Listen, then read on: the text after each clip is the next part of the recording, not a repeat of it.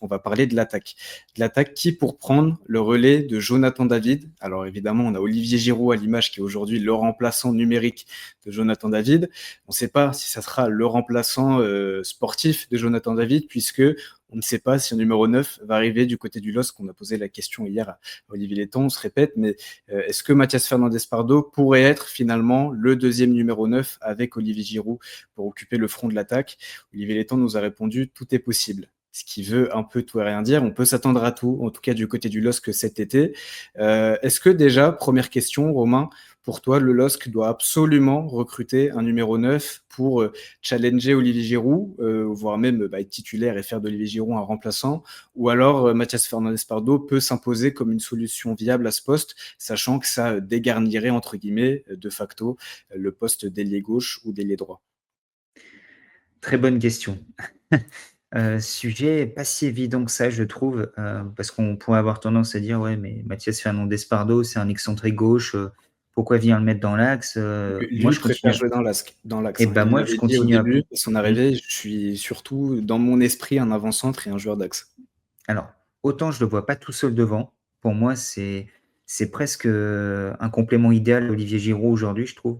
Parce que, si jamais il y a une attaque à 2, je crois qu'on en avait déjà un petit peu parlé ensemble, mais un petit peu Olivier Giroud en point de fixation, joueur de surface et avoir un Mathias Fernandes-Pardo qui tourne autour de lui en attaquant la profondeur, en ayant aussi la capacité et de la liberté pour aller sur les côtés, mais depuis une position très axiale.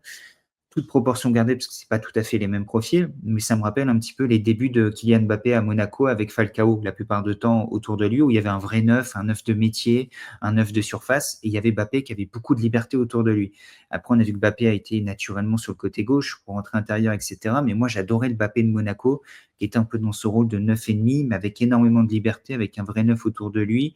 Et je pense que Mathias Fernandez-Pardo, non pas parce qu'on l'a beaucoup comparé à Mbappé la saison dernière, mais parce qu'il partait aussi côté gauche, il rentrait intérieur, un joueur avec beaucoup de vivacité, beaucoup de vitesse, une vraie capacité d'accélération, voire même la fameuse double accélération, la première et la deuxième, qui souvent fait la différence. Mais je trouve que ça pourrait être intéressant. Maintenant, pour moi, tout dépend également d'un cas que tu as pas évoqué là, mais c'est le cas d'Edon Zegrova. Hier, on nous a dit que Zegrova allait être relancé, et qu'il allait reprendre l'entraînement collectif. Je pense que comme moi, tu es un peu tombé de haut. Mais si Zegrova revient, bah, en fait, Mathias Fernandes-Pardo, il peut très bien revenir dans l'axe, dans le sens où à droite, tu auras Zegrova et Brown, et à gauche, tu auras Sahraoui et Correa. Correa peut jouer des 2 côtés. Donc tu peux avoir 2 ailiers de chaque côté et puis tu peux avoir Kylian Giroud, Mbappé aussi. Fernandes, Pardo et j'oublie pas Ocon Haralson qui peut également venir, en cas de changement de système d'un 4-2-3-1, qui peut être le 10, qui peut même venir jouer, 2e attaquant, dans un rôle différent de Giroud ou de Mathias Fernandes-Pardo, mais qui peut également jouer à la pointe de l'attaque et je trouve qu'il devient de plus en plus juste, dans ses prises de décision dans la surface et que ça pourrait être intéressant également de le rapprocher un peu plus du but. Donc, en réalité, à partir de ce constat-là, si tu remets Zegrova dans le jeu, est-ce que tu as besoin d'un neuf? Pas sûr. Par contre, si Zegrova part, je pense qu'il faut aller chercher un neuf et il faut garder la carte Fernandes-Pardo sur le côté gauche, tout en sachant qu'à tout moment, si ton neuf fait pas l'affaire, s'il y a un souci, s'il y a une blessure avec Giroud, une méforme avec Giroud, tu as cette troisième option-là. Et Mathias Fernandes-Pardo reste un ailier gauche, quelqu'un qui va aller jouer côté gauche, qui va être en concurrence avec Osame Sarawi, mais qui peut également être, selon l'évolution des choses durant la saison, une option très intéressante pour venir jouer dans l'axe. Je ne sais pas si je me suis bien fait comprendre, mais c'est un peu Non, le mais si, raisonnement si. que j'ai aujourd'hui. Je te rejoins totalement. C'est vrai que j'avais pas réfléchi comme ça sur la construction d'effectifs, mais sachant qu'en plus on a aussi Ethan Mbappé qui est toujours là à droite, donc ça te fait une solution supplémentaire au poste d'ailier droit. Donc non, c'est vrai que j'aime bien ton hypothèse et je te rejoins assez. Après, est-ce que le gros souci c'est ça, c'est que on imagine mal quand même Bruno Genesio, pas Olivier Létang, installer un 4-4-2, en tout cas une attaque à deux sur Oui, la durée de j'imagine la mal saison. aussi. C'est un effectif, on a l'impression, qui est quand même construit pour jouer en 4-2-3-1 et ça voudrait dire une attaque à une seule pointe. Et je partage aussi tes inquiétudes, en tout cas tes doutes sur la capacité de Mathias Fernandes-Pardo à être seul attaquant, parce que on l'a vu face à Venise, il a marqué aussi, mais je pense que face à une adversité un petit peu plus forte dans le jeu combiné, le décrochage et pour aussi exister dans la surface, il n'a pas encore, entre parenthèses encore, les capacités et les qualités pour être le seul numéro 9, alors qu'Olivier Giroud, dans le profil, a cette capacité d'être un 9 de surface, un 9 qui aussi a les repères dans le jeu combiné. Le souci avec Olivier Giroud, c'est d'une part évidemment l'enchaînement, et puis même le niveau tout simplement de performance. Lui aussi a marqué face à Venise, a mis un doublé. Bruno Genesio l'a dit, il faut aussi relativiser par rapport à l'adversité, à l'opposition, et surtout, alors c'est seulement le début de sa préparation à lui qui arrivait assez tardivement après la Coupe du Monde des clubs, mais on sent quand même un joueur qui est encore en vraie difficulté d'un point de vue physique, qui manque encore vraiment de justesse technique, et on ne sait pas encore vraiment se fixer si c'est parce que il est seulement au début de sa préparation et que ça va s'améliorer avec le temps, ou s'il peut y avoir une vraie limite dans ce secteur-là, dans ce domaine-là, avec un joueur qui, aussi fort a-t-il été, évidemment, à bientôt 39 ans, n'a plus le même niveau de performance qu'à ses plus belles heures. Donc il y a quand même un petit doute, même si Zegrova reste, sur cette capacité à avoir le vrai neuf qui est capable d'occuper ce poste seul et de performer tous les 3 jours, voire même toutes les semaines en Ligue 1, parce que je suis même pas sûr qu'Olivier Giroud, s'il joue un match par semaine, soit capable de performer toutes les semaines en étant le numéro 9 du LOSC. Si je te prends le cas du 4-4-2 là, parce que c'est pour imaginer Giroud et Fernandez Pardo ensemble, parce que j'imagine mal Fernandez, Pardo, seul attaquant d'un 4-2-3-1 ou d'un 4-3-3, sachant que c'est les 2 configurations les plus utilisées par Bruno Genesio et que tu as encore du monde au milieu de terrain aujourd'hui et peut-être même un petit peu de surpopulation dans le cœur du jeu avec Benjamin André qui est pas parti, avec Ayoub Boadi qui est toujours là, avec Ngaïel Mouko qui est toujours là aussi. Alors qu'il y avait peut-être un départ qui était envisagé dans ce secteur et qui aura peut-être lieu d'ici le 30 août. Mais t'imagines, toi, Edon Zegrova, il est d'un 4-4-2 faire les efforts défensifs. Déjà dans le 4-3-3 à l'époque avec Paulo Fonseca, ça pouvait être un vrai sujet de discussion. Là, je l'imagine difficilement. À gauche, c'est pareil. Oussama Sarawi, je l'imagine plus dans un 4-2-3-1, voire dans un 4-3-3. En fait, j'ai l'impression que tu as des ailiers de 4-3-3. Ça peut coller avec le profil de Giroud devant, mais je sais toujours pas si tu vas jouer en 4-3-3 ou en 4-2-3-1. Où tu mets Ocon Haraldsson, est-ce que tu l'installes en tant que numéro 10? Est-ce que tu l'inclus un cran plus bas dans un milieu à 3 en tant que relayeur? Il peut jouer énormément de rôles, l'Islandais. Je pense qu'il est quand même plus intéressant, plus proche de l'attaquant et de la surface de réparation. Donc l'option que j'avais évoquée avec Fernandez Pardo et Giroud, c'est plus en cours de match, contre des blocs bas en Ligue 1 où tu sais que tu vas avoir 70% de possession de balle, où tu vas être dans le camp adverse, où tu auras besoin de garder un certain équilibre à la perte du ballon, en tout cas de rester bien positionné pour éviter les transitions, mais où tu auras besoin de présence aussi dans la surface. Mais bien entendu que j'imagine pas ce schéma-là toute la saison, tous les 3 jours. Mais c'est pour ça que je pense qu'il faut que ça reste la 3e option, Mathias Fernandez Pardo, parce que ça t'offre cette carte-là. Pour moi, ça ne doit pas être ta carte maîtresse, ça ne doit pas être ta carte numéro 1, c'est un joker, un atout que tu sors de ta manche, mais ça ne peut pas être ton option numéro 1. Mais à partir du moment où Edon Zegrova reste, en fait, je reviens sur les propos d'Olivier Létang hier, il va dire, on a 6 joueurs dans le secteur offensif, 6 joueurs pour 3 postes, on n'a pas besoin de bouger. Et c'est pour ça que moi, ça me paraît encore plus incompréhensible. C'est pour ça que je remets le cas Zegrova sur la table une nouvelle fois, parce que j'ai l'impression que le cas Zegrova te bloque le recrutement offensif. D'une, parce que tu n'as pas la rentrée d'argent d'un départ de Zegrova, et de deux, parce qu'il prend une place dans l'effectif, qui est un attaquant avec un profil sans doute plus utile. Je ne dis pas que Zegrova n'est pas utile aujourd'hui, mais on va dire que des ailiers de percussion, dribbleurs, capables de créer le doute chez l'adversaire. Tu as Sarawi pour faire ça. Tu as Mathias Fernandez Pardo, qui est plus un attaquant de côté qu'un vrai ailier, mais qui peut le faire. Brown, il faut voir, et tu as pris Correa, qui est censé être, pour moi, être le successeur naturel de Zegrova dans l'idée, dans l'effectif, dans le rôle qu'il joue dans l'effectif. Donc en fait, une fois que tu remets Zegrova, tu as 5 joueurs de ce profil-là, mais tu n'as qu'un seul vrai attaquant. Donc ça crée un déséquilibre dans l'effectif, le cas Zegrova pour moi. Et je pense que ça va amener beaucoup de réflexions sur les 3 semaines qui viennent. Je me demande si c'est pas un petit bluff de la part d'Olivier Létang de dire qu'on remet Zegrova dans le circuit, dans le système, pour dire ce ne sera pas aussi facile que ça de l'avoir. Si vous voulez l'avoir, il faudra faire une offre, parce que nous, on est prêt à faire une Angel Gomez et une Jonathan David avec lui, c'est-à-dire de faire encore une dernière année de contrat et qu'ils partent libres. On a déjà vu qu'avec Angel Gomez, qui n'était pas un joueur en mauvais état d'esprit, en fait, on a perdu 6 mois du côté de Lille, parce que le joueur ne jouait plus, il y a eu des blessures, mais on a bien compris aussi qu'il n'y avait plus le même investissement. Et avec un Jonathan David qui, sur le plan professionnel, est parfait, on a vu que les 2 derniers mois, ça avait été un petit peu compliqué. Se lancer dans une dernière saison avec Edon Zegrova en fin de contrat, qui aura peut-être déjà la tête ailleurs, qui aura peut-être déjà signé son contrat avec un autre club, je suis pas sûr que ce soit l'idée du siècle. Donc moi, je pense que c'est plus une stratégie d'Olivier Létang pour dire aux courtisans et peut-être à l'OM, mettez l'argent sur la table, ce qu'on vous demande, sinon nous, on est prêt à le conserver et à le remettre dans l'effectif. Mais je pense qu'on a tout intérêt à vendre Zegrova et aller chercher un numéro 9. Même si Olivier Létang est quand même très attaché à la vie de groupe, à l'équilibre de groupe et à l'intensité, notamment, il en a parlé hier, à l'intensité à l'entraînement, à l'implication de tout le monde.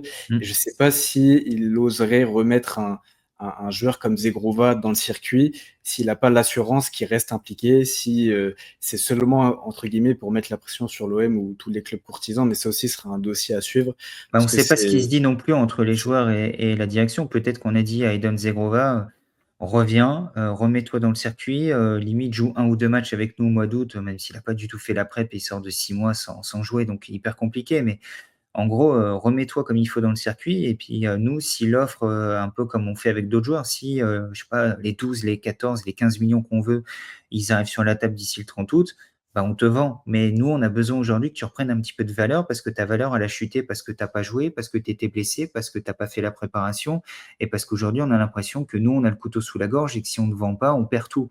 Peut-être qu'il y a un deal également qui a été passé avec le joueur pour qu'il accepte, de faire bonne figure pendant 15 jours, 3 semaines, mais qu'en réalité, les 2 parties savent déjà qu'elles vont se séparer d'ici le 30 août. Je suis certains clubs qui fonctionnent comme ça, donc un club de Ligue 2 qui est dans la Somme, donc je sais comment on peut fonctionner et trouver des deals à court terme, pour que tout le monde sorte gagnant de la situation. Et si on répond rapidement à la question du débat, qui pour prendre le relais de Jonathan David? C'est comme une question de grande ampleur parce que la Pas saison Olivier Giroud en passée, tout cas. justement, on va en parler parce que la saison passée, c'était le seul joueur à stater, entre guillemets, le seul vrai buteur. On a Edon Zegrova qui avait plutôt bien commencé, 4 buts en 12 matchs de Ligue 1, si je ne me trompe pas, mais qui, évidemment, s'est rapidement arrêté. Il y a Mathias Fernandez Pardo aussi, dont on parlait, qui a plutôt bien fini la saison devant les buts. Mais est-ce que ces joueurs-là, avec Olivier Giroud, sont aujourd'hui capables d'inscrire les 16 buts de la saison passée de Jonathan David, les 19 de 23-24 ou encore plus, les 24 de 22-23. C'est très compliqué. Alors, les mauvaises langues diront que tant qu'il y a un bon tireur de penalty, bah, il y a moyen de stater et que Jonathan David a fait ses Ah le stats pauvre! sur, sur les pénaux, mais il y a quand même des buts dans le jeu et on est quand même sur un attaquant extrêmement référencé. Est-ce qu'aujourd'hui, Romain, tu vois un joueur dans cet effectif, ne serait-ce que capable d'atteindre ses 15-20 buts en Ligue 1? Même pas de savoir s'il va le faire, mais est-ce qu'il peut le faire? Est-ce que tu en vois un capable de faire ça? Alors, je vais te faire la théorie de Luis Enrique après le départ de Kylian Mbappé. Si j'ai 4 attaquants, qui mettent les 40 buts que mettait Mbappé, 10 chacun entre guillemets, bah, je serais content. Bah, je pense que du côté de Lille, on aura peut-être plus autant une dépendance à un seul joueur qui stat. Je pense qu'Olivier Giroud, même sans être un titulaire régulier, est capable de mettre entre 5 et 10 buts la saison prochaine en Ligue 1. Il y a encore un an, il mettait des buts en équipe de France. Alors on va me dire contre Andorre, le Kazakhstan et le Luxembourg. Je Il y vais a un dire, bah, an, en Ligue 1, sans leur il y a- faire offense, il y aura Metz, Angers, et puis je sais pas quel club je peux te sortir encore sans être déshonorant, Le Havre. Donc peut-être qu'il va mettre entre 5 et 10 buts contre ces clubs-là et qu'effectivement, il y aura une sorte de seuil de compétence contre les gros où Olivier Giroud va pas marquer. et à Moi, je 36 ans, crois. il mettait 15 buts en Serie A quand même avec l'AC Milan. C'était Voilà. il y a 2 ans. On sait que là justement, à ces âges-là, une année compte Mm. beaucoup, mais ça reste quand même un joueur qui, à 36 ans, mettait 15 buts avec un grand club de Serie A et dans un grand championnat. Donc on va dire, allez, 7 buts pour Olivier Giroud la saison prochaine. Donc on a déjà 7 sur entre 15 et 20. Après, moi, je crois beaucoup en Mathias Fernandez Pardo. Je pense qu'il va continuer à manquer un petit peu de régularité, qu'il y aura des hauts, des bas. C'est pas forcément aussi le joueur qui fait toujours le bon choix dans la surface de réparation. Mais je pense qu'il a tellement de qualité, avec un peu plus de place, avec un peu plus de maturité. Je vais pratiquement partir sur le même échelon. Je pense qu'il est aussi capable de marquer entre 5 et 10 buts. Allez, je vais lui en mettre 5 ou 6. Une fois qu'on a fait les deux, on est déjà à 12-13 là, à tout casser. À côté de ça, j'espère qu'un Ousmane Sahraoui va franchir un cap cette année. Moi, je suis un peu resté sur ma faim la saison dernière. Je sais que c'est pas forcément un buteur, mais c'est un joueur qui peut à un moment donné venir couper un centre qui vient de l'autre côté en rentrant dans la surface de réparation, qui peut peut-être marquer sur un coup de pied arrêté. Peut-être que lui, tu peux lui mettre 2 ou 3 buts. Je pense même que c'est le minimum syndical pour un joueur qui est censé avoir un temps de jeu qui va augmenter, même si je pense pas qu'il part comme un titulaire en puissance. mais peut-être le 12e ou 13e homme est ta première option en sortie de banc dans le secteur offensif. Donc là, on est à 15-16 buts sur ces trois-là. Et puis à côté, un Håkon Haraldsson, pour moi, va marquer également 4-5 buts. Bon, bah, je pense que si tu mets tout ça bout à bout, plus un Broholm qui va peut-être en mettre un ou deux cette année, tu auras entre 20 et 25 buts. Alors oui, on va me dire, mais la saison dernière, Mathias Fernandez Pardo, il a marqué des buts. On va me dire, Håkon Haraldsson, il a aussi marqué des buts. Donc là, il faut rajouter ces buts-là au but de Jonathan David. Après, il y a peut-être aussi des milieux de terrain qui doivent prendre un petit peu plus de responsabilité, avoir du dépassement de fonction de Mouko, de Boady. Aujourd'hui, dans le football moderne, on l'a vu même au PSG la saison dernière, des Neves, des Vitinha. Alors, Vitinha, il y avait les pénaux, mais pas que. Aujourd'hui, dans le football moderne, les milieux de terrain relayeurs doivent également apporter euh, sur des deuxièmes ballons à l'entrée de la surface de réparation, sur des frappes lointaines, des choses comme ça. Et j'attends aussi que ces joueurs-là prennent leurs responsabilités et soient en mesure d'aller marquer les 2-3 petits buts qui vont manquer pour faire le total de Jonathan David, plus les autres offensifs de la saison dernière. En tout cas, en l'état actuel, sans recrutement d'un autre numéro 9, je pense que le danger viendra de davantage de joueurs. Je ne vois pas un joueur de l'effectif aujourd'hui marquer, allez, c'est ma hot tech, je ne vois pas un joueur d'effectif marquer plus de 10 buts la saison prochaine en Ligue 1. Ok. Moi, s'il y en a un que je vois mettre 10 buts, je vois bien Mathias Fernandez Pardo, indépendamment de son utilisation, même sur le côté gauche. Vous avez vu que c'était un joueur qui était de plus en plus décisif. Et lui-même en a parlé, il y a eu un déclic pour lui. Il y a eu beaucoup de travail à la finition. Je crois que c'était Benjamin André qui en parlait aussi. Et s'il y en a un, si je dois en choisir un, je pense que je choisirais Mathias Fernandez Pardo, pas pour atteindre les 15-20 buts de Jonathan David, mais je pense que le cap des 10 buts, il en est vraiment capable, l'Espagnol. Ouais, une saison à 11-12 buts, pardon, comme il y avait beaucoup de joueurs de Ligue 1 la saison dernière qui sont arrivés dans ces totaux-là. Quand on regardait le classement des buteurs, on était même surpris d'en voir certains dans ces eaux-là. Oui, c'est sûr que ça peut coller avec un championnat à 34 journées aussi. Il faut prendre en compte qu'il y a 4 journées de moins que certaines années où Jonathan David mettait 20 buts. Il y avait 38 journées. Là, il n'y en a plus que 34. Donc ça enlève quand même des matchs, mais oui, c'est pas impossible. Moi, c'est plus la question de la régularité. Je trouve qu'intrinsèquement, Mathias Fernandez Pardo est pour moi sur le papier celui qui doit prendre le relais, qui a le plus de capacité à devenir le meilleur buteur du LOSC. J'ai peur qu'il y ait encore des trous d'air et qu'il puisse passer 7-8 matchs sans marquer, par exemple, au cœur de l'hiver, qu'il y ait une petite crise de confiance et qu'il y ait la nécessité d'attendre un déclic. On va dire que Jonathan David, c'était la même chose.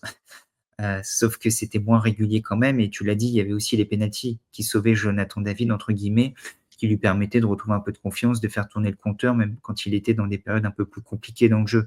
Je pense pas que Mathias Fernandez Pardo va tirer les pénaux l'an prochain. Si Giroud joue, je pense que ce sera pour lui. Voir un Håkon Haraldsson, voir une recrue potentielle qui viendrait pour être le 9 titulaire. Je pense pas que ce sera MFP qui va tirer les pénaux l'an prochain. Ouais, non, on est d'accord là-dessus. La saison passée en Ligue 1, Jonathan David, c'était 16 buts. Haraldsson, 5 buts. On a donc Mathias Fernandez Pardo et Zegrova à 4 buts. Est-ce que tu sais qui est le dernier joueur du LOSC à avoir été à 4 buts avec Fernandez Pardo et Zegrova? Je tente un truc, mais je pense que c'était l'année d'avant. Bafodé Diakité. Ouais, c'était l'année dernière, Bafodé Diakité, 4 buts. Donc là aussi, petite perte Ouais. quand même, ça notait notamment sur coup de pied arrêté offensif pour le LOSC si le départ de Bafodé Diakité se confirme. Mais ouais, on l'a vu derrière David, Haraldsson est à 5 buts. Derrière, c'est beaucoup plus compliqué, en tout cas la saison passée, pour les buteurs du LOSC.